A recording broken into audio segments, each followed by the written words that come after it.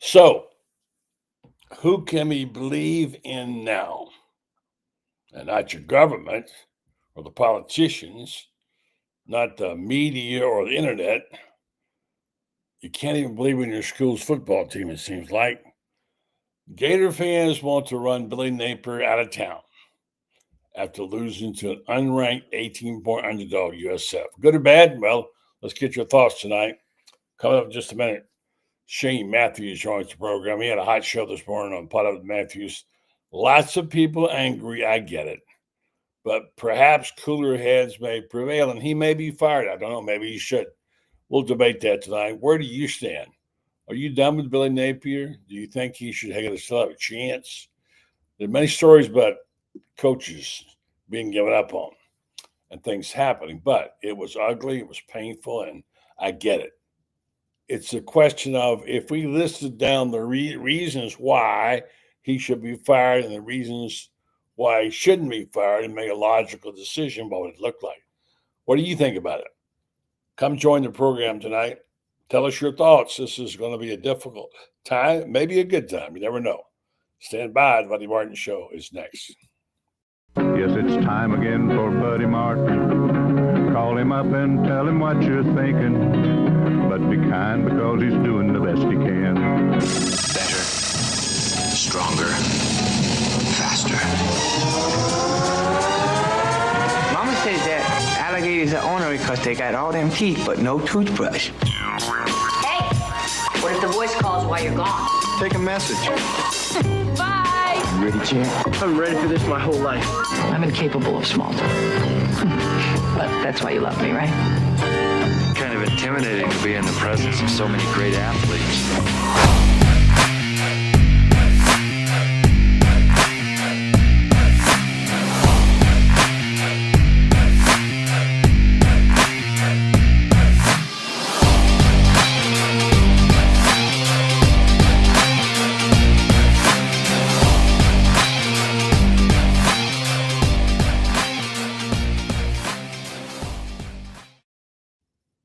Good evening and welcome.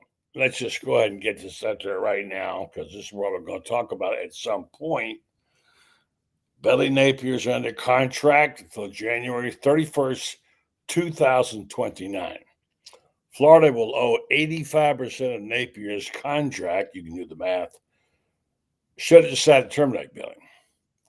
Buyout drops to $13 million the following season, like 2027. Buyout drops to $6.1 million following the 2027 season. Buyout drops to $0 after 2028. So Napier will receive roughly $10.2 million within 30 days after the contract's termination. He would then receive $2.5 million every July the 15th for the next 4 years. Would also be owed 85% of the next 2 months' salary, the amount value of roughly $1.2 million. This does not include bonuses, retirement, et cetera, et cetera. That's what we're talking about. So when you start talking about firing a coach, there's a price to be paid in my way. So good evening to Shane Matthews. He had talked about this on his show this morning. And Shane, I guess is something we're going to be talking about a lot in the coming weeks. You know what I take away from that, buddy, is I am very disappointed that I played 14 years and I would have not played and become a graduate assistant right out of college and work my way into coaching. Yeah, that's true. Yeah, it's certainly a lot of money there. And well, I heard your show today, and I get it. Gator fans are all bent out of shape, and they should be. And it's a painful loss to lose that game like that. Now, what to do next, that's another story. I did a column about it Sunday morning. I had an eerie feeling about this game right before the game. And it was kind of the perfect storm of things to happen, Shane. When you start laying at the feet of this guy and that guy and that guy, the obvious ones are, obviously poor decision-making, mistakes, penalties, and Billy went down a litany of those. I don't know. I guess I'm disappointed in the fact that things are the same as they were before. And the one criticism I have of Billy, and by the way, I don't think he's a terrible coach. I think he's made some bad choices and maybe does some good jobs in certain areas. But the one thing about it is that it doesn't seem to be changing. Everything is static. He didn't seem to want to change anything, Shane. That's not good. No, I mean it's disappointing what happened the other day. I think if Florida were to beat LSU, people would be back on the bandwagon, right? Yep. I totally understand where people are coming from. I thought that we lost that game for multiple reasons. I'd like to give South Florida a lot of credit. Sure. But offensively, whether it's play calling, whether it's execution, I'm one who's in favor of some execution, right? Mm-hmm. Whether it's the bad play call or the good play call, it's still your job to go execute it. Defensively, we never pressured their quarterback. I still have serious concerns about the defense. And then special teams, we had some blunders there that hurt. So I just mentioned all three phases. And anytime you do that, you probably don't have a chance to win the game. Plus, we had a bunch of penalties. So it was just a bad day and a terrible loss. But you got to move forward. You go try to beat LSU and see what happens the rest of the year. Yeah, I think we could pick any one of those things you just talked about, and we could tear it apart and blame it and whatever. And it's all the above. There were many reasons why you can't figure out why a team that didn't have a single penalty suddenly had how many 11, and the ticky-tacky fouls especially that they had. I know this didn't necessarily lose the game. It played a big role in it. I was really disappointed in what happened on the bet spitting incident. That's unbecoming of a player. And to me, that is a dismissal. But you just kick a guy off the team. Spurrier would kick him off the team probably right now. I know it's a different time. I get the fact that, you'd say, well, he didn't really mean to do it. Yeah, okay, look. It's like saying, well, I had a gun in my hand and went off. I didn't know the safety was there. You don't get to have those mea culpas. And I really didn't like that at all. I thought that was a bad all the way around. And it contributed to the loss. A couple other things. I didn't know until this morning that DJ had a check down on the pass, which turned out to be a poor decision to throw the ball on first down because you're trying to kill the clock. And then the other thing that bothered me was Lagway, that Jaden Ball was just rocking that first quarter. Would have ripped 57 yards, and think, okay, this is his night, and they don't come back to him, Shane. So I don't know. It's almost like to me, and I'm not. I defer to you. I always tell people, Shane Matthews told me he's okay with the play calling. I'm okay with the play calling. Well, I know you're not. Play calling. I wouldn't say I'm okay with it. I mean, it's not tonight. I mean, just in general. Yeah, I mean, because I think what people, it's so easy, buddy. And people all over the internet do it, right? They want to get the game tape and point out certain plays. I can't tell you, to this day, I have not played football at the University of Florida since 1992. That's a long time. What is that, 33 years?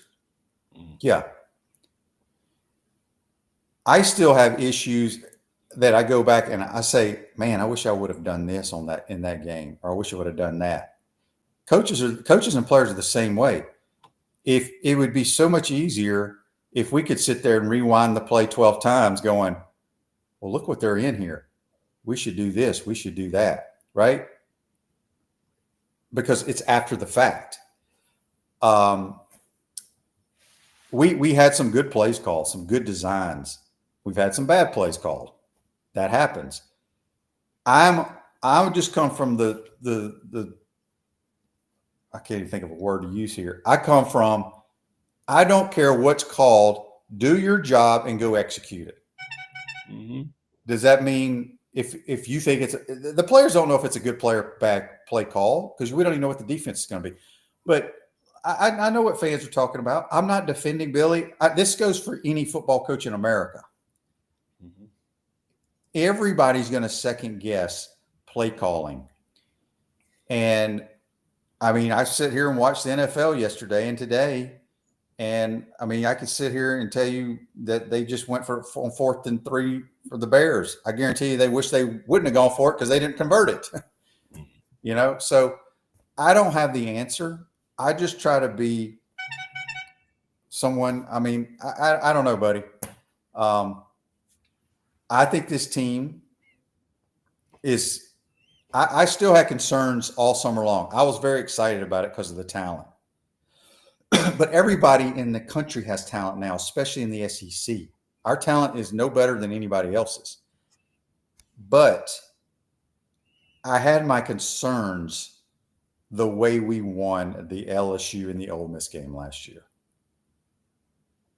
I still do to this day. I can sit down and watch tape with anybody that wants to watch it. And we were very, very fortunate to win those games. Yeah, I hear what you're saying, and you have that in every game to some degree. You think you're fortunate. There's no question about that. Yeah. Every game you win, yeah, it's a handful of plays or things that happen that allow you to win. The games you lose, it's about 5 or 6 plays that cost you the game. No doubt about it. I've tried to show my patience on Billy's play calling. I'm an old quarterback and know just a little bit about it. I don't know nearly as much as you or he does. And I take my cues from you. But it felt like Billy had his playbook over here, and they took out the first chapter and said, let's do this. Okay, good. Move the ball good. Got it down the field. And then he said, let's do this. They took out second chapter. It was something else that was disjointed. It didn't seem to be a rhythm to it, And you could tell the way this game is going, it's not going to go well for Florida if they don't stop kicking the field goals. You know that. If you'd been playing and you'd been out there kicking the field goals, Spurrier would have said, we got to stop. Well, I tell you, I would have completed the easy passes. I can tell you that. Right. You would have.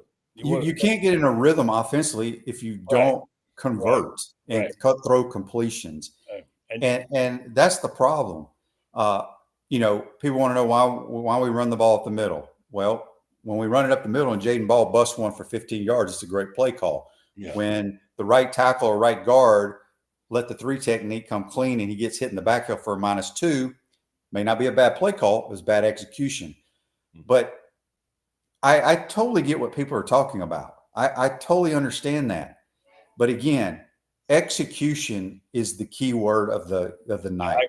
I agree. That was definitely that was it for sure. And again, getting back to the issue, before the game, I was sitting up there in the press box, went down to the end, sat where it's quiet and listened to Shane Matthews on pro. And Dooley and I were sitting there and before the game, and Scott Strickland came walking over and say hi. And he had kind of a nervous twitch. And he said, what am I missing here? Meaning South Florida. I didn't think they were missing anything. I said, Florida is a 3 touchdown, 18-point favorite. There's a reason they're an 18-point favorite. They're a better football team. I think you're going to be fine. Well, guess what? We weren't. It was white knuckle time for him. The guy who just got $1 million raise for keeping Billy and then getting the guy to win the national championship basketball. And so it turned out to be the perfect storm. Things just didn't work out all the way around. And it was it looked like it got worse. And I even wrote down in my notes, I have a copy of it somewhere, during the game at third quarter thinking, is Florida going to lose this game by a field goal? And, of course, they didn't, but they did. I mean, the field goal was what put them in the position they were in. Well, I was concerned all summer about South Florida because I thought it was a unique game because you knew that their style of play could cause problems, and it was before the LSU game going into conference play. Would the players try to overlook them? But the more as the week went on and before kickoff, I saw a bunch of the guys from the 2000 championship game talking to them. And, of course, they always ask me what my thoughts are. Like, I have a crystal ball. I'm like, I'm a little concerned, but I think we dominate the football game on the O-line and the D-line. And that didn't happen. Not at all, because I remember going back, I guess it was on Wednesday before this game, I watched some clips of the Boise State game. Boise State was blowing their offensive line up in the backfield the whole game. We were never making tackles for loss or putting any pressure on their quarterback. So I was 100% wrong. We did not win the trenches in that game. Yeah, now we hear L.J. McCray's got a broken foot. He's out for the season. That's not good. A lot of bad news seems like happening these days. I don't know. I mean, let's talk where we are right now. Billy's 20-20. He's 10-14 in the SEC. He's got 6. I think how many losses he got to unranked teams? I don't know, quite a few. 0 wins over Georgia. So I think the question becomes, where are we wanting this to be done?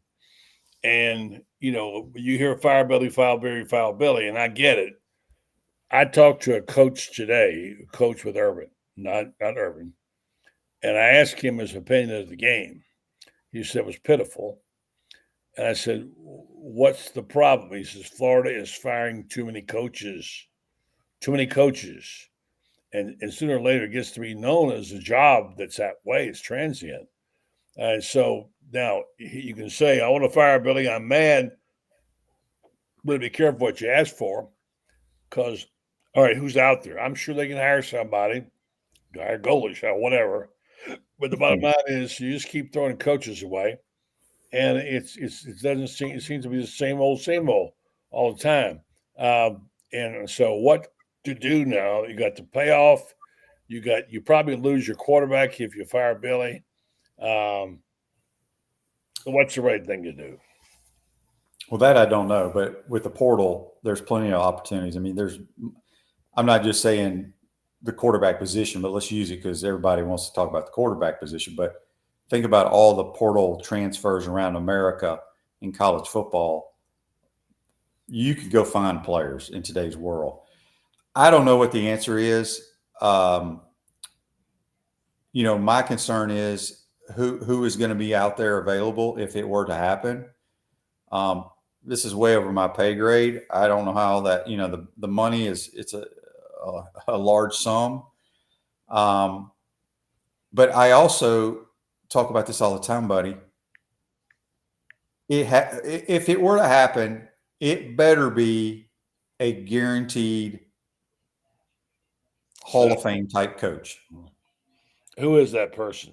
I don't know. Yeah, because that's the thing is, and I talk about this all the time and people make fun of it, but it's the facts. The Florida Gators, and take nothing away from the few Charlie Pells and the Galen Halls, those 2 or 3 years there.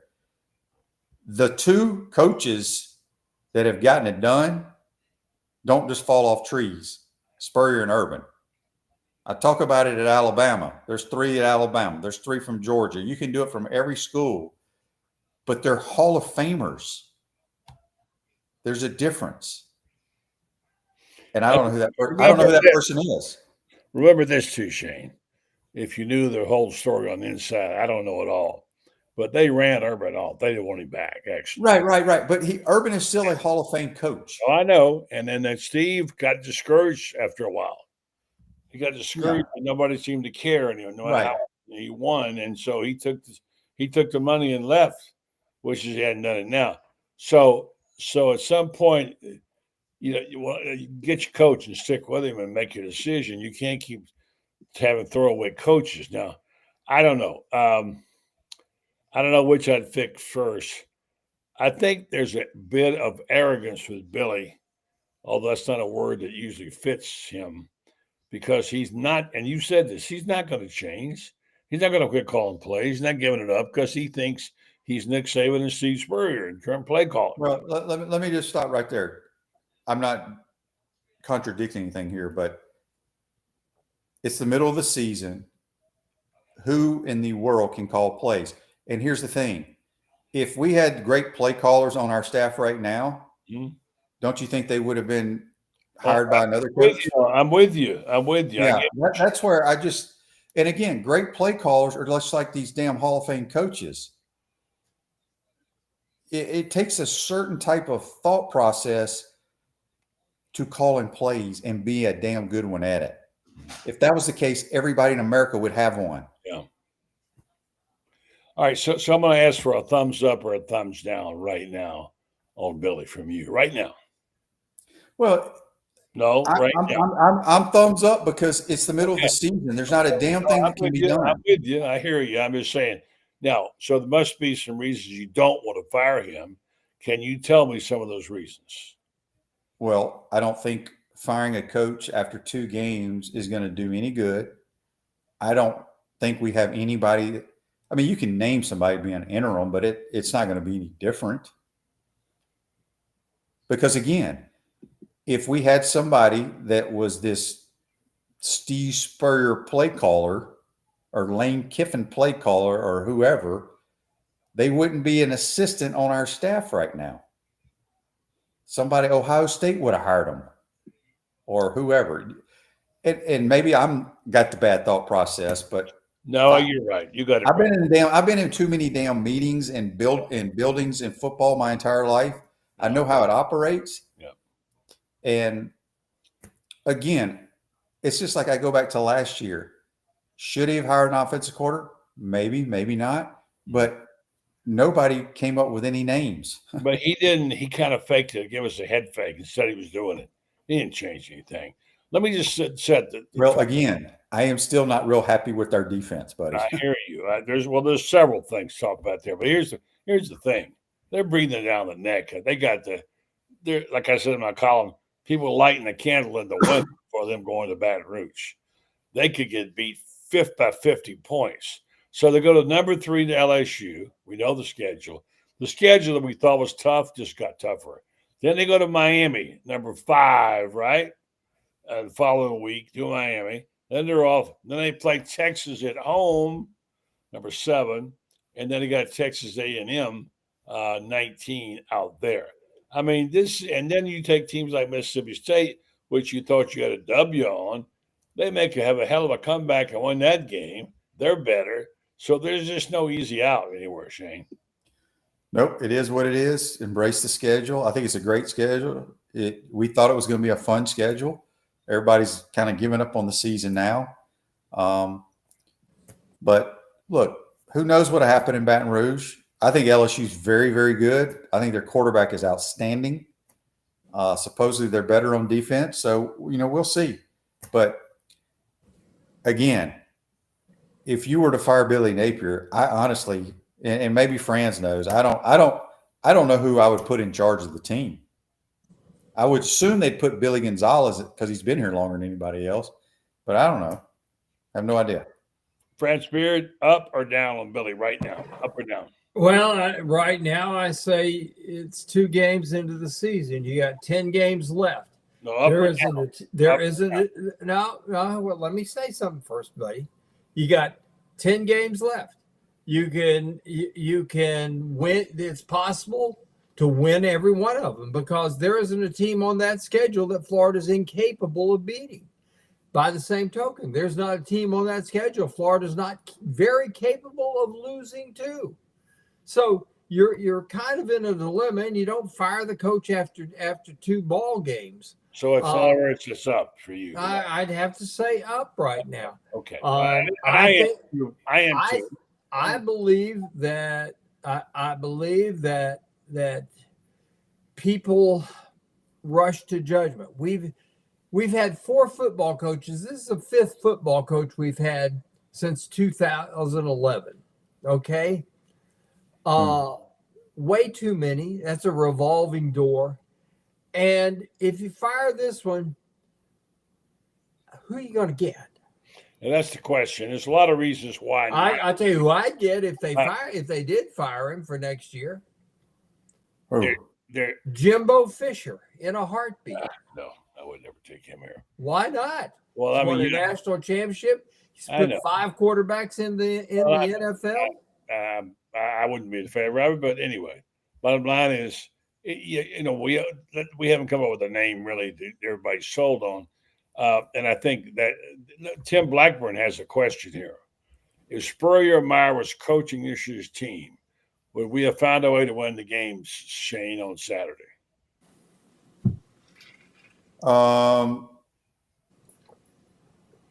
Yeah, I mean, it's interesting. I was doing a show with Steve Russell today, and somebody brought up, Urban and Coach, and we both look. These are your Hall of Fame coaches comparing to these other guys we've had coaches.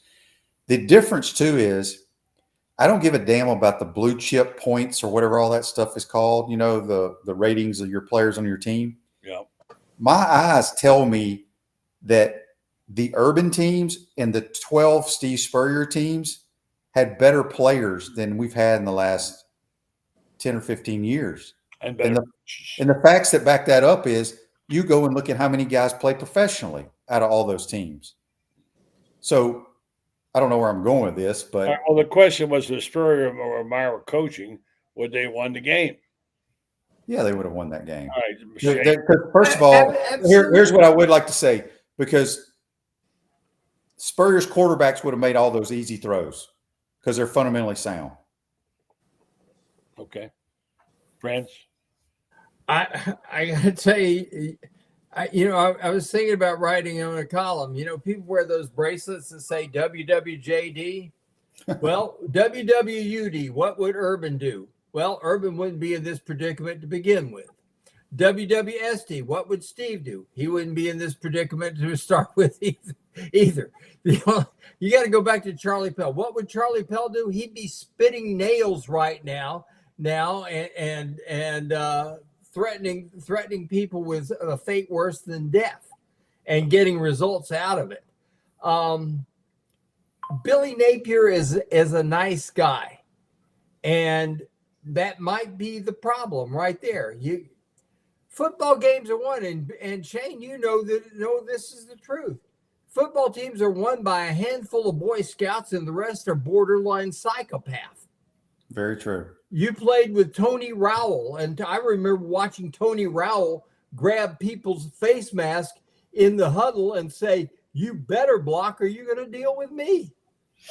Tony Rowell, I'm sure, has become one of the nicest human beings on the planet. But when he was on the football field, he was as mean as a pit bull that hadn't eaten in a week. We don't have it. I can you name a single player we got that's a borderline psycho? I can't. I don't know if he's a borderline psycho, but he plays like he's a psycho, and I think he's our best player on defense is Miles Graham. Yeah.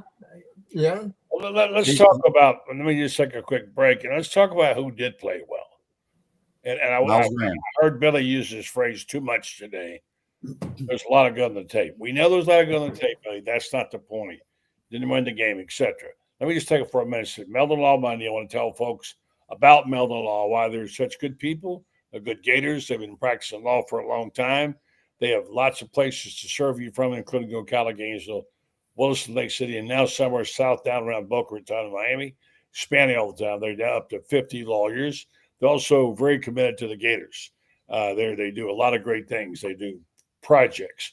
They sponsor programs. They do. They buy transportation for the band. Meldon Law and Jeffrey Meldon is one of the great Gators of all time. He loves his Gators, and he was very happy with the basketball championship, which you'll be reading about soon in a book by Franz Beard. So all that, thanks to Meldon Law for all they do, the only official law firm of the Florida Gators. Who played well? Shane. I mean, I thought Miles Graham flew around, made plays the whole time on defense, but offensively, I mean, Jaden Ball, when he gets the touches, he needs 25 carries a game. I said this last year. I'm not a big guy of rotations. I want to play my best players, and I would play him until he's exhausted. But those would be my only two.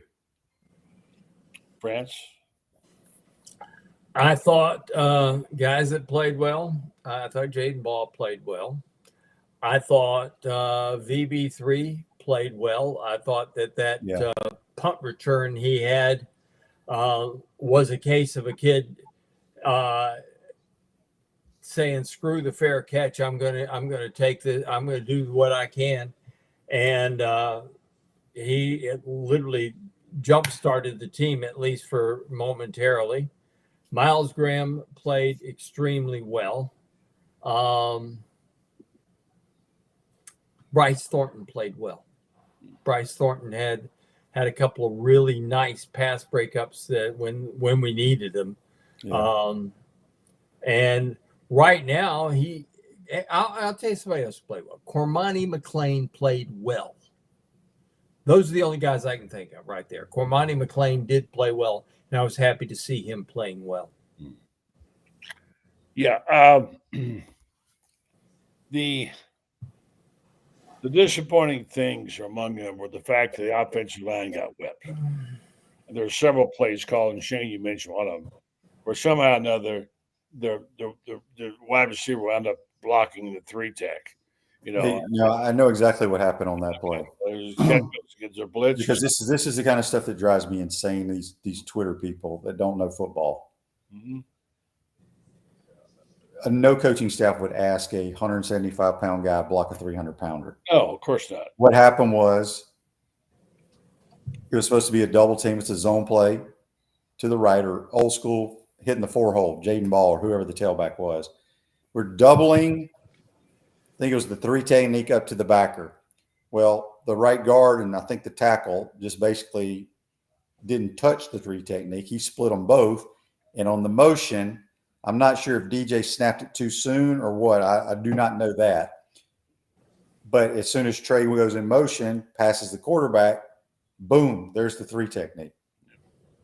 We were not trying to wham him or block him with him. The O-line busted their assignment, and that's why people say it's a terrible play call. Whether we know that or not, but it was poor ass execution because Jaden Ball had no chance. Yeah. Because the O-line whiffed. Yep. Yeah. Yeah, and Shane, I mean, I know fans, you complained about the officiating, and there were some bad calls. There's some bad calls from both sides, actually. But of all the ones that we saw, which was the worst, Franz? Which call? The offensive pass interference on Hayden Hansen. He's 25 yards away from the play. The defensive back, and I've watched the replay of this. The defensive back engages him, and he pushes back. The ball has already been thrown, and the official calls him for offensive pass interference. That's one of the most egregiously bad calls I've seen. And I've seen a bunch of them. That one ranked right up there with some of the ones at the Swindle in the Swamp back in 2004. Shane, that one I hate, and Billy's right about this. They quick snapped the ball, and the offensive linemen were still moving. They quick snapped it, and of course, the defensive backs were not caught off guard because they said the offensive line were still moving, and they get away with stuff like that sometimes. Now, look, none of these cost Florida the game. There are a lot of things that Florida did wrong, and they didn't deserve to win the game, basically. You don't ever want to get down to a point where a team can be driving the ball with a field goal to win, and they did. I don't know. Of all the things we talk about, the play calling, the penalties, et cetera, what are the most egregious 2 or 3 things, Shane, to you in this game?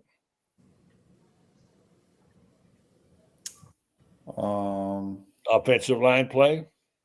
Yeah, like I told you, I had my doubts, or not my doubts, but I had my concerns going into the game all week. But the closer it got to game day, I'm like, I couldn't get out of my head about Boise State being in the backfield about every damn play against them. And I thought we were going to win on the line of scrimmages. And I would say that is the biggest disappointment. And I don't think we played great on the offensive line against Long Island either. No, we did. And so, we didn't really put a lot of pressure on Byron Brown. Now, that may have been our plan because, the key is you got to stay in your rush lanes and rush like half-ass is kind of what I like to call it. So you keep an eye on him. But I wish we would have blitzed him a little bit more because I think he's a very poor thrower of the football. And we didn't really get in his face. But O-line play really bothered me. Anything else? I mean, I don't think DJ played great. Okay.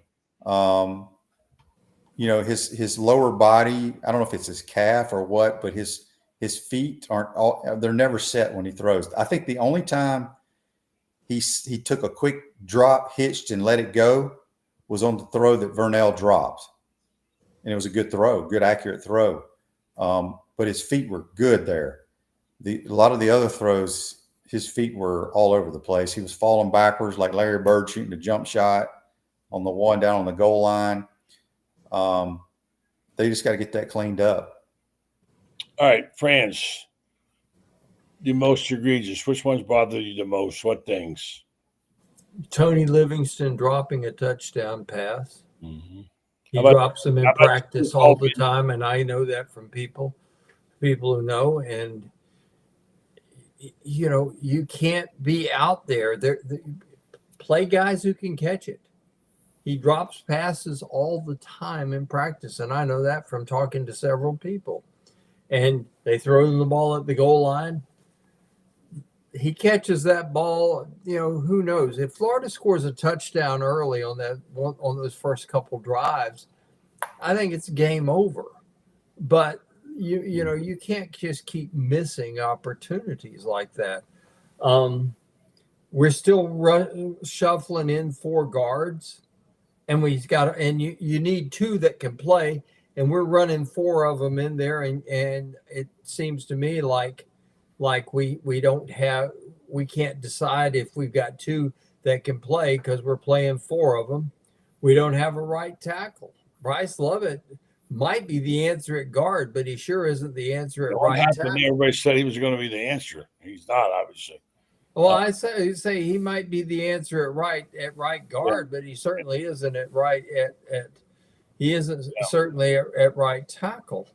The other thing I will agree with Shane is they did not pressure Byron Brown. I understand the guy's an exceptional runner. Well, he used short pass effectively. He kept hitting the short pass.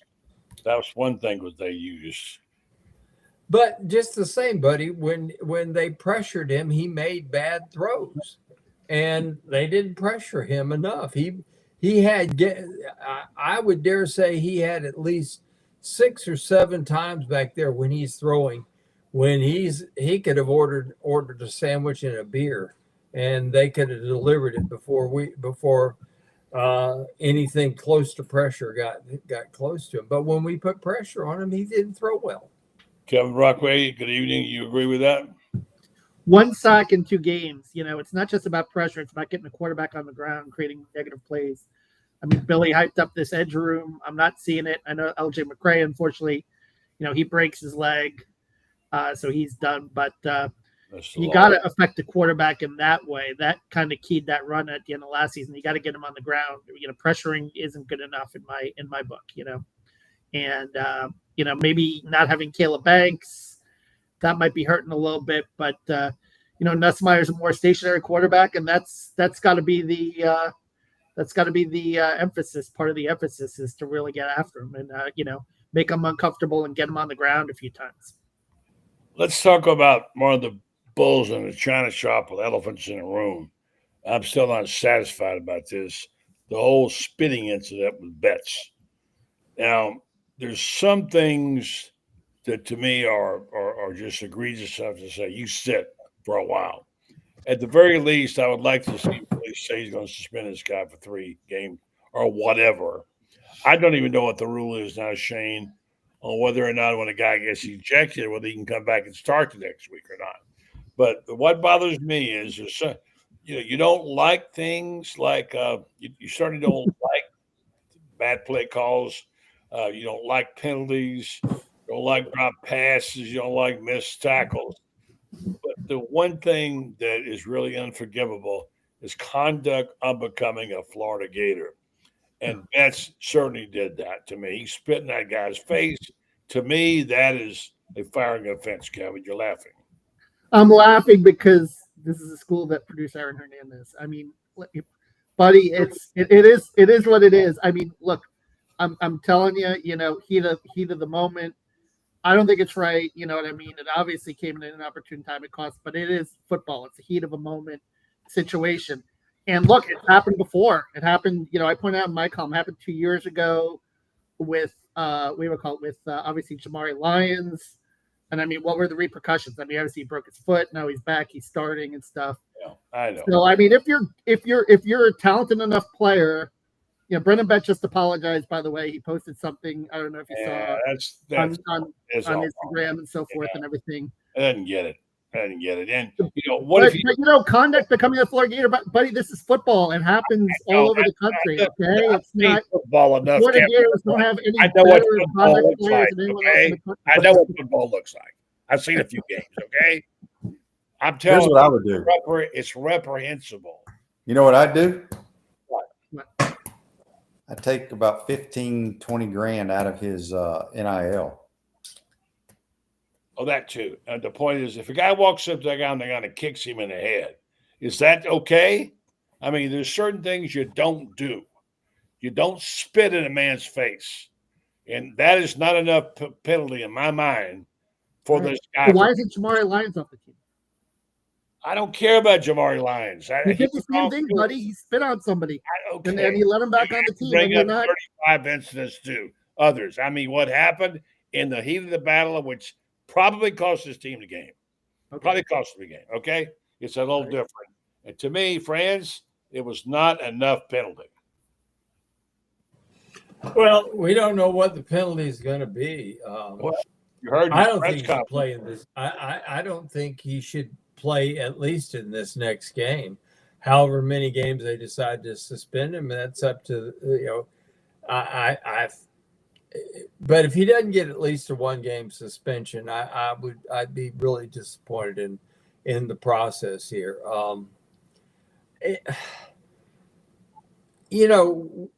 I go back to the days of Tony Lilly, and Tony Lilly used to be famous for getting personal foul calls for people coming across the middle. But you know what? He was playing aggressively, and he put the fear of God in people. When you spit in somebody's face, you don't put the fear of God in anybody. That's you've crossed a line there. It's one thing to go after people doing aggressive things, kicking somebody in the head. Buddy, we're old enough to remember Bobby Dodd having a guy getting his head kicked in by Alabama, and Bobby Dodd refused to play Alabama. Yeah. Bobby Dodd refused to play Alabama after that because Alabama, for one thing, Alabama didn't suspend their guy. Yeah, I interviewed him Holt after that. I mentioned him up in SEC Media Days. He was there. Let me get Shane out of here. He's got to get ready for his show tomorrow. He's got a lot of pressure. He's got a big star on tomorrow. He's got to take care of. And so, Shane, your final thoughts on everything. You were losing your cool today with these fans. Are you going to take them out again tomorrow? I didn't lose my cool, buddy. I never lose my cool. I just try to explain things. No, I know. Because, again, I get it. But I've never seen anybody call a perfect game. I've never seen a football player play a perfect game. Yeah. The word is execution. I don't give a damn if Buddy Martin calls a play. Go try to execute it. If a guy's open, complete it. Don't whiff on the 3 technique if we got a run play called, because then the play has no chance. Just go execute.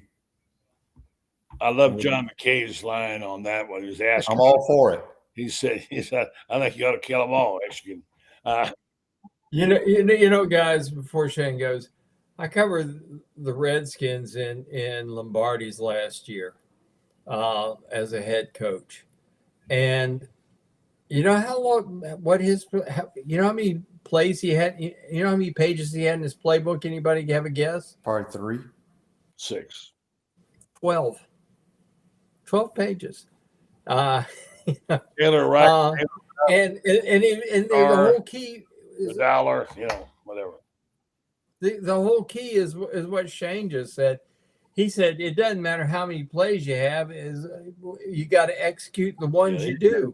And if you execute the ones you do they sure. work. And Shane, you're right. They didn't execute. They were just awful. Look, I mean, I totally get what fans are upset about. I'm upset about it too, but I also sit there and see some great plays, some great designs that we don't execute.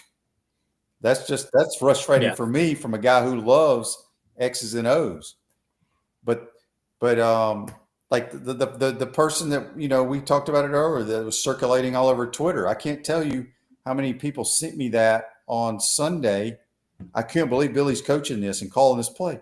He didn't. The damn right guard and right tackle screwed the whole damn play up. Yeah, I want to ask this for you go. The situation with DJ checking down and go checking to the pass on first down. That was an unfortunate play. You do not stop the clock there ever. He checked it down, and Billy's comment was, well, he's got the keys to the car. He's allowed to do that. I get that. But there's got to be some kind of – what would you tell your quarterback in this situation? Well, it's changed nowadays because he can talk. They can talk to him. I would have said, we are getting ready to hand the ball to 13 3 straight times. There you go. They're going to use 2 timeouts. Yeah. I think they had 2 timeouts at the time. We're going to make them use their timeouts. If we go 3 and out here and make them use their 2 timeouts and punt it, I am fine with that. Because, I mean, remember, it still may not have mattered because they didn't even have to convert a 3rd down on that last drive. But I would be in his ear. We are handing this ball off no matter what. Yeah. We're handing the ball off on 2nd down. Right. Hopefully we just made a 1st down. If not, we're going to hand it off probably on 3rd down, make them use all their timeouts. So. Amen, brother. You're right on it. And that's the thing is that you cannot throw the football there. But I would bet $1 million on this, buddy. If we would have gone handoff, and still had to punt, people would be raising hell. Probably. Well, we had the ball at our own 42 with 2 minutes and 52 seconds left. How many timeouts do they have? And, 2? At that point in time, let's see. 1. I've got them down with only 1. Okay, so you could have got it to the 2-minute warning. If they only had 1, they would have used 1. So on 3rd down, you run it again. If you don't make the 1st down, you run another 30-something, 40 seconds off the clock. Well, not only that, you send your punter back there and you take a deliberate delay of game. 5 yards at that point in time don't mean anything, but 40 seconds do. Mm-hmm. Yeah, not good. I think you run on 1st and 2nd down, and if it's like a 3rd and 5 scenario, then you maybe try to throw it. 3rd and 5, you run what we ran, like DJ's favorite play, where he rides the tailback and then he rolls right, and we got somebody in the flat and somebody on the crosser. That play, that's how it should have gone. But I think DJ thought it was a high percentage pass because it was a wide receiver screen, but he'd been misfiring, and I think that's a bigger issue and something I've been talking about offseason. What kind of quarterback were we going to see with DJ, and was he going to have a sophomore slump? And that's proven to be the I case. think he's got a bad shoulder, guys. I think he's got a bad shoulder that probably needs surgery. And, I think Shane would probably agree with me. Go ahead, get the shoulder fixed now. Play Tramel Jones, take your chances, because if he waits until December to get his shoulder fixed, you got the same situation. Next year, he misses spring practice and whatever else happens. Well, Franz, if that's the case, I mean, you get all that scoop about injuries and stuff, but if he can't make the throws, we have no chance offensively. I don't think he trusts himself to. I don't think he'd put him out there if he couldn't throw the ball. I just don't. I think he can throw it, but I think that there's something kind of. I don't think the ball's coming out of his hand like it did last year, and I don't think his feet are the same. And I think that in the calf too, he's thrown a lot high, if you notice. So it feels like he's compensating for something, because a lot of quarterbacks say when you throw high and you miss high, that's the result. And I don't know, Shane, if you've even heard that in an NFL circle. I don't really know. I mean, I always felt like I could complete every damn pass I threw. They may get intercepted or something, but accuracy was never my issue. A lot of other things were. Yeah. You completed a few passes to the Absolutely. other team as well. But not many. Not many.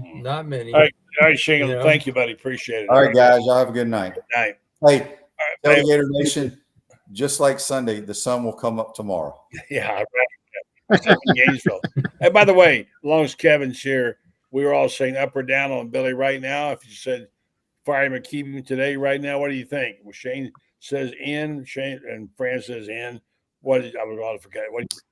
I give him the rest of the month, but he's got to win one of the next two. You know, he can't go into the bye week 1-3. I think he's got to either beat LSU or beat Miami. That's kind of what I intimated in my story on Sunday.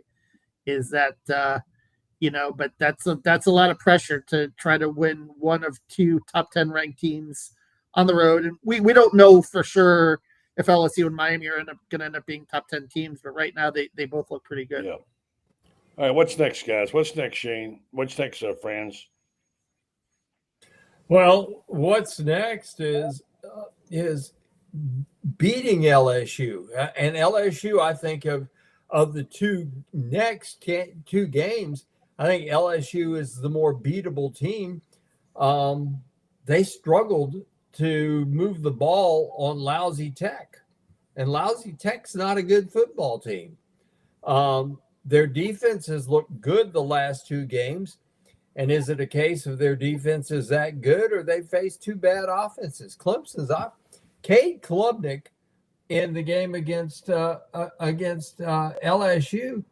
Cade Klubnik, talk about a quarterback that had his chance to win games but didn't make the throws. Cade Klubnik, I can think of right now five passes he could have thrown that are difference-making passes in that game. But let's see. He bounced two of them in front of the guys. He overshot one of them completely, and I don't know where those other two went, but they weren't anywhere near completions. Well, and here's the interesting thing too, right? And Clemson struggled with Troy as well. And how about Long Island, mighty Long Island beating Eastern Michigan? That was interesting as well. But I think I'm looking at Nussmeier's numbers, and they're not really that eye-popping. And like I said, for the first time, Florida will be facing a stationary quarterback, and I'll be curious to see. And I'll be curious also to see, obviously, the health of Caleb Banks, which will be big this week. If he can somehow come back, I think that might help again in terms of the pressure. And that's how they beat him in the swamp. That was a big factor. And I mean, I think they're going to have to, bring the heat, create some negative plays, create some turnovers. No turnovers in that USF game either. For as well as the defense played, but there were no game-changing plays. You'd like to see that on the road in the atmosphere like LSU to kind of quiet the fans a little bit. Garrett Nussmeier is averaging 5.9 yards per pass attempt. That's pathetic. But what does that tell you? That tells you that their offensive line isn't blocking anybody, and he's having to throw a lot of dump passes. 5.9 is absolutely pathetic. In the SEC, let me see something. In the SEC, that is yards per attempt. Only Zach Calzada of Kentucky is averaging fewer. 5.9 yards per attempt is terrible. Particularly when you're throwing the ball 40 times a ball game, which is what he's doing. This is a team that's beatable. Now, the question is, of course, are the Gators up to beating them? And of course, buddy, that's the story of these last 10 games. You look at these 10 teams they're playing. There isn't a team on there that Florida isn't capable of beating. There's also isn't a team on there that Florida isn't capable of losing to. Since October, I think since October, they've proven that they've been able to play up and down to the level of competition, probably since the Tennessee game. They have proven that. So, but it's going to be a matter of, again, it's a precision game. You got to get the substitutions cleaned up, the defensive substitutions too, with another huge issue, obviously the 12 men on the field. and they were subbing out too on that touchdown play, and where they looked confused and they were looking in the sideline. So that's another area too. It's like you got to clean up the football. I mean, the snap over the head, right? The all-world long snapper Rocco Underwood snapping, a ball overhead. You just can't have those kind of mistakes in a game like this. Tommy Doman could have out jumped Michael Jordan in his prime and couldn't have come close on that one. I mean, you almost, my gosh, if we'd had somebody back 20 yards further back, he could have called for a fair catch on that snap. I think the big question is, and each of us get 20, 30 seconds on this, has this team regressed? Franz? I don't know if they've regressed, buddy, but I can tell you they are not playing anywhere close to what they should be playing based on the level of talent that they've got on this ball club. Because there's no question, this is a talented ball club, but they're not playing to their level of talent. They're maybe Kevin's right. Maybe they're playing down to the level of the people they're playing. I think USF against Miami will be interesting too this week to gauge how good USF is. Maybe they are as that good, and maybe Todd Orlando is this all-world defensive coordinator that Billy's been talking up. But my feeling is, playing up and down to the level of competition. I think that's just kind of where they are at this point. But it's been 4 recruiting cycles, and I thought the offensive line would be a little more dominant, and they would be able to run the ball a little bit more dominant in that game, and they did not. And that to me was another disappointing takeaway from this All right, game. guys, great job. I'll say they have failed their progress at least. Thank you, guys. Great job, Kevin. Great job, Franz. Appreciate it, guys. Have a good week. All right. Take care. Franz Beard and Kevin Brockway, reading the Gators' son, Franz Beard and Gator Bait. All right, guys, we're going to wrap up the show tonight with a thank you to our friends from Titan MRI. You know about them. We told you about them a lot. And Titan MRI is one of our great sponsor friends. And I wanted to tell you about the fact that they are easy to deal with because they want to make you, the customer, the most comfortable they can. There are 3 locations to serve you, now forthcoming soon. They have a 2 in Gainesville and Park Avenue, and now the Millennium Center, 1 in Lake City, serving all of Columbia County. They offer the same great customer service, accept insurance, or you can go to their convenient self-pay option program. Titan MRI Imaging offers MRIs, CAT scans, X-rays, and ultrasounds, easy scheduling with lots of options. If you can't go during the day, they'll take you at night. Larger MRI machines for your patient comfort, no ERs, no hospitals. Coming soon to Ocala, but better serve Marion County and the surrounding area. Titan MRI, it's your choice. Well, thanks for listening, folks, and thanks for watching. And maybe things will get better. We'll see. As I said tonight, I didn't mean to be too hard on the kid, but I can't deal with someone spitting. That's just, to me, over the top, unacceptable. And the guy wants to have that kind of conduct, in my opinion, he needs to go find someplace else to stay. And I get it. They need players.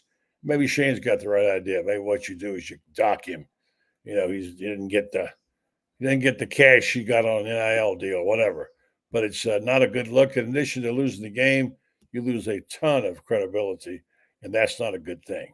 So as he regroups, I'm sure there are things. Again, you heard us say we're not in favor of firing Billy Napier. We certainly wouldn't like to see it happen, but if it has to be, it has to be. And I understand why some people are, and they can certainly make a case for it. But as far as we're concerned, we think it's got to give them the rest of this year at least. And the numbers don't stack up. If you look at it and see financially, this doesn't make any sense. So that wraps up the show for the night. Thank you for listening. Thank you for watching. On behalf of my guests and sponsors, I'm Buddy Martin. Good night.